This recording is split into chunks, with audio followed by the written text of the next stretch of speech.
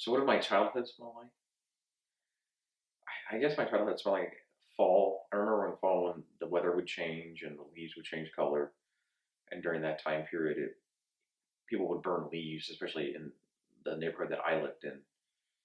And so I remember that, and then getting colder, having to warm up, and just fall. Really, I just remember that a lot for some reason because I hated winter, and then fall wasn't so bad, but I knew winter was coming.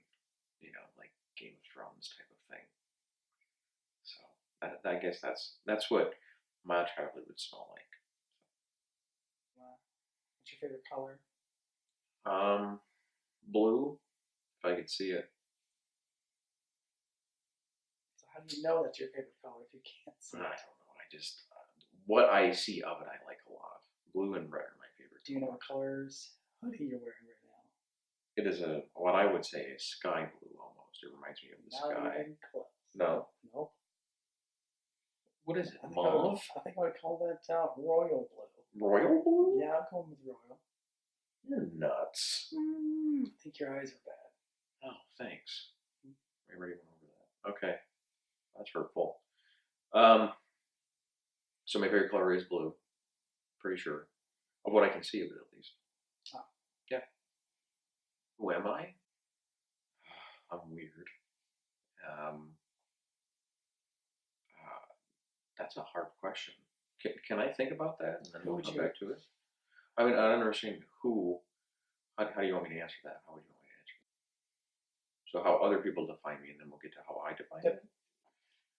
I've heard people say that I'm funny, weird, handsy. I don't know what that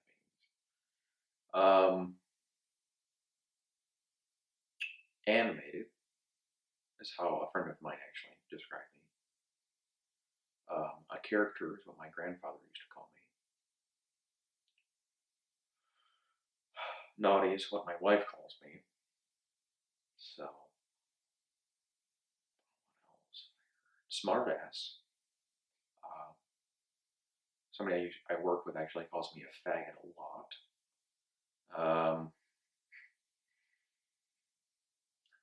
That's about it. That's what I've heard. So I'm a variety of things, a plethora of very descriptive and some harsh words. Chubby, I've been called chubby.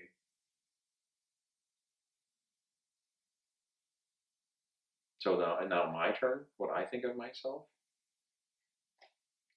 Um, I don't know.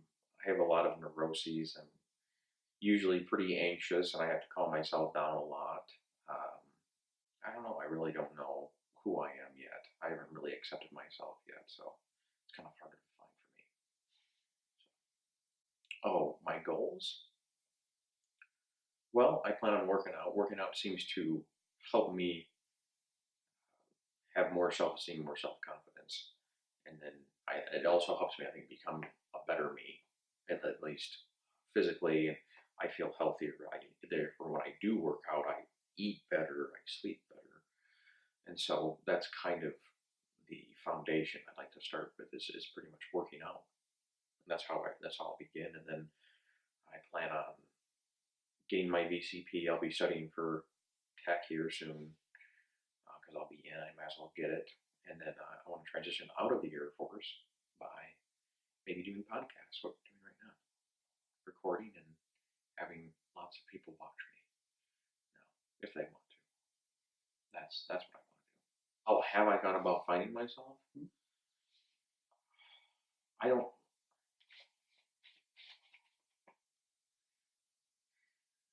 I think in finding yourself, you have to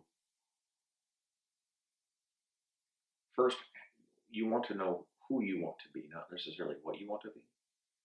And when it comes to finding yourself, okay, well, what do I want to do with my life? And ever since I was a kid, when they asked that question, people want to be a doctor, I want to be an astronaut, I want to be a porn star. I didn't know what I wanted to be. I didn't have, oh, well, I want to do this. And so my dad was a computer technician, and I did that because it was something I was interested in, the capability of what technology could do and what computers could do. And so I got into that because my dad, it was my environment. Um, but I never really thought about and decided for myself. I've never felt like I've made the decision to say this is what I want to do. This is what Benjamin D. Cracker wants to do. Instead of thinking about other people, that's what happens when I find out what I want to do or what I feel comfortable with doing. I think of what other people would think of me, which is not the right way of doing it, by the way. And so living your life according to what other people think, and it's not even what they think, it's what I imagine people say about me, and I haven't even asked them. I don't even know what they think about me. And even people that I do know that appreciate me or want my company, and I think these just awful, weird things that really don't make any sense or are very illogical. I don't know if that's just a compulsive or just my low self-esteem and low or lack of confidence kind of bleeding into what other people think of what I think about myself. And so when it comes to finding out who you are, you have to take a good look at yourself and know and find out what you want to be, but also in doing that, I think you can find out who you are. And it's separating the noise and the anxiety and low self-confidence or low self-esteem that you might have, and just kind of being brutally honest with yourself. I think that's the best advice I can give. It started you on this path to discover things for yourself. Well, it was tied in kind of when I left the religion that I was a part of for almost 27 years of my life. I started to realize a lot of what I thought was not because of my choice, but because of conditioning and environment that I was in.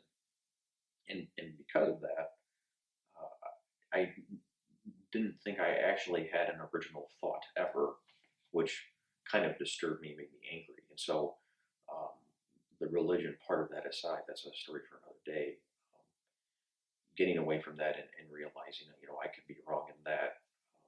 Who I am as a person and what I want to do also kind of came into question because it changed my outlook on or my worldview. And that also changed it how I probably looked at myself and been like, well, then I don't have to be this scared, chubby person for the rest of my life. I can take control of what I want to do or who I want to be, and then trying to find that out and find out who I am. So that's kind of what started me on that. So with this journey of yourself, is this what's caused you to want to do this podcast thing? Or Yeah, I guess it's, again, going back to thinking I'm only good at one thing, which was being technical. It's exploring, I guess, the right brain type of function. What else could I be good at that I could add value somehow to somebody's life, or not just mine but others, and to see what I could do with that. And if I have other talents and other things that I'm capable of doing, I'd like to explore that and try that out because I haven't really tried anything else. So I think it'd be a lot of fun to be able to, make people laugh, or get somebody to ask a question they never asked themselves before, and have them think a different way, maybe read something different than what they've read, and so on. I think that just would be amazing because I know the change and the value added that it's done for me in my life, basically. what would you say the most pivotal book is that you've read in your life? Pivotal. Wow. I've read a lot of books about a lot of topics. Pivotal, I guess, for saying what the beginning was kind of getting out of my religion type of thing, which was before some other books. Probably was the God Delusion by Richard Dawkins, I would say. And there were other things that I read about history, the people's history of the United States, and that was kind of looking at more of what we were taught history-wise, not necessarily religion-wise. But yeah, I would say probably God Delusion by Richard Dawkins. That was a very 360-degree type of worldview that I had never even thought about or was even interested in, and it was so different than what I was used to reading and seeing, and it was kind of refreshing to see something different. And even though it attacked what I believed at the time, it brought up some very interesting questions that I thought I hadn't been given such adequate answers to. So I would say the God delusion. So, what questions did the God delusion ask that you had not Well, really thought about? the very existence of God, if He exists or if He doesn't, um, and more of the idea of everything coming out of the idea of God or religion, morals, ethics, how we live our lives. What basically what the power of believing in something bigger than you, which is a vague way of describing the book. It goes into much grander detail, but it's the idea of what here's what a supernatural being or religion or this idea of believing in something bigger than you can do, and how it can add or subtract value, and what it can do to affect your life, and basically rewire how you think as a person, and just fundamentally how that changes the way you see things, and questioning, okay, well, is this something that is, again, does it exist, and is it always going to add value to your life?